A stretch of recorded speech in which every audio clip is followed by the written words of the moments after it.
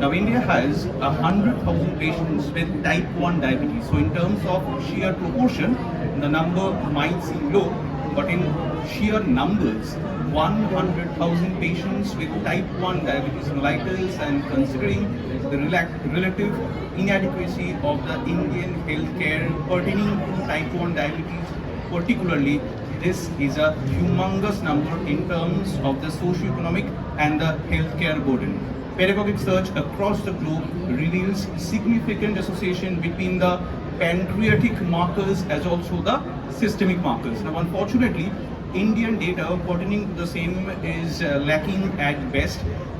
Very small data sets are available, and that too looks at few of the pancreatic autoantibodies and very few of the systemic autoimmune markers.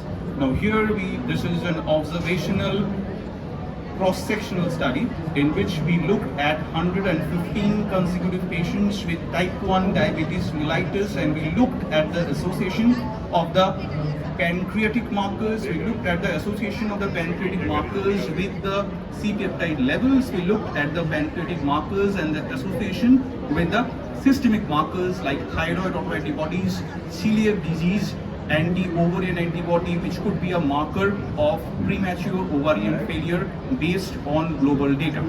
Now, what did we find? Not quite surprisingly, we found very high numbers of anti-GAD positivity and anti-IA2 positivity comparable to the international data, but we did find significantly lesser number of patients with anti-IAA positivity. Also, quite unsurprisingly, we found very high numbers of thyroid autoantibodies like anti-TPO and anti-thyroglobulin antibodies. In fact, we do know ISPAR has a specific recommendation of screening for Hashimoto's thyroiditis in patients of type 1 diabetes mellitus. We also found a very high prevalence, around 22% of gastrointestinal autoimmune marker in our patient group.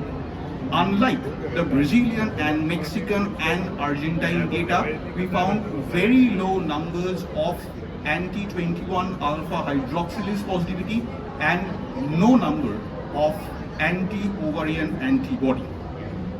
There is a very significant heterogeneity in this type 1 diabetes mellitus population. Around 40% of the patients had all 4 autoantibody positivity.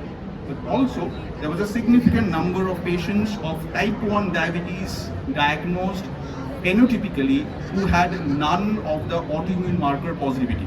Although it was a cross-sectional study, in a sense, we could not establish the causal association of the same, but we did look at predictive modeling, and we found that anti-GAD positivity and the anti-IA2 positivity were the strongest indicators of low C-peptide. Kindly also note that not all of the patients had low C-peptide, although these were diagnosed cases of type 1 diabetes mellitus. Our study was limited by the fact that we could not undertake genetic examinations or AHLA typing, an important aspect of evaluation of type 1 subgroups. Also, it was a cross-sectional study rather than a longitudinal one, so we could not establish temporal relationships of the same, nor could we follow up on the early ovarian failure in our patient group.